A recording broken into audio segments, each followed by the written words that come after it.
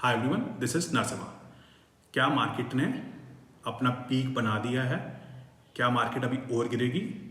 क्या मार्केट 15,000 आ जाएगी?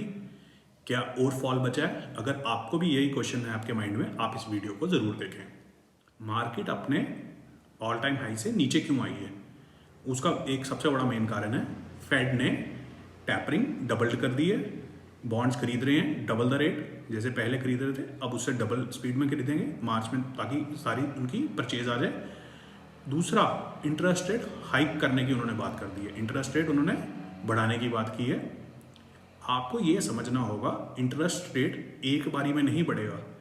उन्होंने साल में 3 बार बोला है, ये 2 साल के लिए, दैट इज 2022 एंड 23 में 3 बार बढ़ेगा, देन 24 में 2 बार बढ़ेगा। तो उससे होगा क्या, लिक्विडिटी मार्केट से सक आउट हो जाएगी, मतलब कि लिक्विडिटी मार्केट से निकाली जाएगी। तो मार्केट कंसोलिडेट करेगा, ऊपर नहीं जाएगा। इसका ये मतलब नहीं है कि पैनिक हो जाएगा कि गिर जाएगी। गिरने के लिए कोई रीज़न होना चाहिए। और आपको ये भी बात समझनी चाहिए कि इंटरेस्ट रेट को बढ़ाया जा रहा है थोड़ा थोड़ा करके, एक ही बारी पीक नहीं कर रहा है। इंटरेस्ट रेट अभी पीक नहीं हो गए हैं, बढ़ाए जा रहे हैं। लिक्विडिटी को थोड़ा थोड़ा करके मार्केट से निकाला जाएगा। लिक्विडिटी खत्म नहीं हो गई है, मार्केट में लिक्विडिटी है, अभी भी हम बुल रन में हैं। अभी भी मार्केट में पोटेंशियल है कि वो हमें यहाँ से भी ऊपर के लेवल दिखा सकता है। बट अब होगा क्या, मार्केट में रोटेशन होगी। मार्केट रोटेशन का मतलब कि ग्रोथ स्टॉक में से पैसा निकाल के वैल्यू स्टॉक्स में, वैल्यू कंपनीज में, जो अंडर वैल्यूड कंपनीज हैं, उनमें पैसा डाला जाएगा। पहले यहाँ पे ग्रोथ स्टॉक्स और वैल्यू स्टॉक्स को समझ लेते हैं। ग्रोथ स्टॉक मतलब कि जहाँ पे फ्यूचर पोटेंशियल है कि ये फ्यूचर में हमें कैश फ्लो देंगे, फ्यूचर में प्रॉफिट बनाएंगे। अभी पैसे नहीं बना रहे हैं, हम उनमें पैसे लगा रहे हैं, उनके फ्यूचर को देख के हमें लगता है ये फ्यूचर में पैसे कमाएंगे। जैसे कि अगर इंडियन सिनेरियो में आपको एग्जांपल दूँ तो पेटीएम हो गया, नाइका हो गया, जोमेटो, ये सारी कंपनीज जो हैं ग्रोथ कंपनीज आती हैं। इनमें आप पैसे इसलिए लगा रहे हो, आपको लगता है ये फ्यूचर की कंपनीज हैं, फ्यूचर में आपको पैसा बना के देंगे, तभी इनको हायर वैल्यूएशन मिलती है। तो एक होगा क्या, अब ग्रोथ स्टॉक्स जो ये ग्रोथ कंपनीज हैं, इनमें से पैसा बुक निकाला जाएगा, प्रॉफिट बुक किए जाएंगे, पैसा निकाल के वैल्यू कंपनीज में डाले जाएंगे। अगर आपको अभी भी लगता है कि आपको 100% रिटर्न मिलने वाली है, जैसे कि आपको मार्च 2020 के बाद मिली है, वैसी रिटर्न आपको नहीं मिलेगी। रिटर्न आपकी रीजनेबल हो जाएगी, बट अब रिटर्न पाना इतना आसान नहीं होगा। अब आपको कंपनीज का एनालिसिस करना पड़ेगा, फिर जाके आपको इन्वेस्ट करना है, तभी आपके पैसे बनेंगे, ऐसे आपके पैसे नहीं बनेंगे। अब थोड़ी इन्वेस्टिंग डिफिकल्ट, यहाँ मतलब ये इन्वेस्टिंग बनेगी। ग्रोथ स्टॉक जैसे कि इंडियन सिनेरियो में लोगे आप, नाइका 1600 के पीई पे लिस्ट हुआ है और उसकी मार्केट कैप टाटा स्टील से भी ज़्यादा है। मार्केट वैल्यूएशन उसकी जो मार्केट कैप थी वो टाटा स्टील से भी ज़्यादा है, और उसकी जो प्राइस टू अर्निंग है दैट इज़ अराउंड 1600। खुद ही सोच लो उसको क्या वैल्यूएशन दी जा रही है। वो वैसी वैल्यूएशन को कंटिन्यू नहीं रहेंगे, वो गिरेंगे स्टॉक्स, इनमें से पैसा निकाला जाएगा, वैल्यू कंपनीज में आएगा। जैसे कि टाटा स्टील हो गया, मैंने पिछली वीडियोस में आगे 2 फंडामेंटल स्टॉक आपके लिए निकाले थे जो पोटेंशियल मल्टी बैगर हैं, और मैंने आपको फंडामेंटल एनालिसिस करना भी सिखाया था, कैसे हम किसी कंपनी की बैलेंस शीट पढ़ते हैं या किसी को एनालाइज करते हैं। अगर आपने वो वीडियो नहीं देखी है, उसका लिंक डिस्क्रिप्शन में है, प्लीज़ देखिए जाके।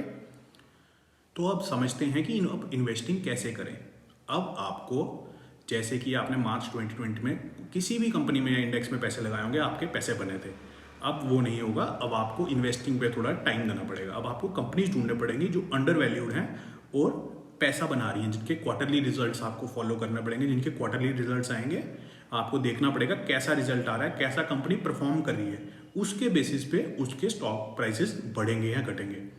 अब वैसा नहीं होगा कि फ्यूचर पोटेंशियल ये है, क्योंकि लिक्विडिटी निकाली जा रही है। लिक्विडिटी निकालने का मतलब है पैसे शेयर मार्केट से निकाले जाएंगे।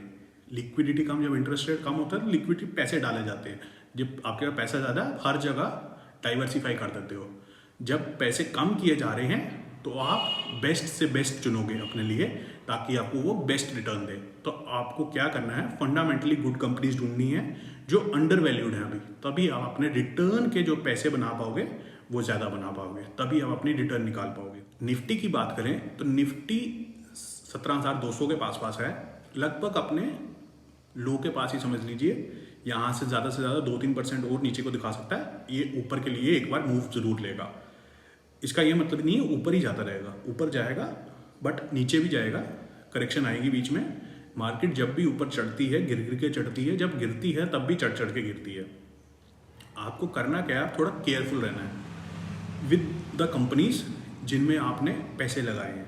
आपको केयरफुली चूज करनी है, आपको अपना पोर्टफोलियो ढंग से बनाना है, अच्छे से बनाना है। आपको कंपनीज देखनी है कौन कौन सी फ्यूचर में परफॉर्म करने वाली हैं, किन की बुक्स में पैसे हैं। अगर कोई भी जिसकी बुक्स में मतलब कि कैश फ्लो अच्छा है, रिजर्व्स पड़े हैं, वो फ्यूचर में अगर कोई भी अनसर्टेनिटी आए उसके लिए काम कर सकते हैं, उनके पास ऑलरेडी पैसे हैं।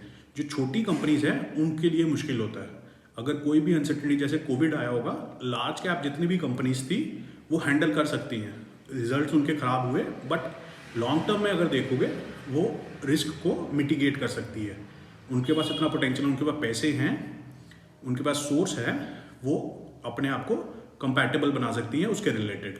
जो छोटी कंपनीज हैं उनके लिए मुश्किल होता है ज़्यादातर। अगर डेट वाली कंपनीज हैं जिनका काम कर्जे पे चलता है, बिल्कुल ही उनके लिए मुश्किल होता है। तो अब आपको करना क्या है, अंडर वैल्यूड कंपनीज निकालनी है जिनकी बुक्स में कोई डेट नहीं है, लोन नहीं है, प्रमोटर की होल्डिंग अच्छी है, प्राइस टू अर्निंग रेशियो जो है वो कम है, ओवर वैल्यूड नहीं है, अंडर वैल्यूड कंपनी है, प्रमोटर्स ने कोई अपने शेयर्स प्लेज नहीं किए हैं, प्लेजिंग भी देखनी है। फिर आपने देखना है FIIs DIIs का क्या उसमें कमेंट्री है, क्या स्टेक है उसमें, और एनालिस्ट उसके बारे में क्या बोल रहे हैं। आपको ये सब देखना है, उसके बाद ही इन्वेस्ट करना है।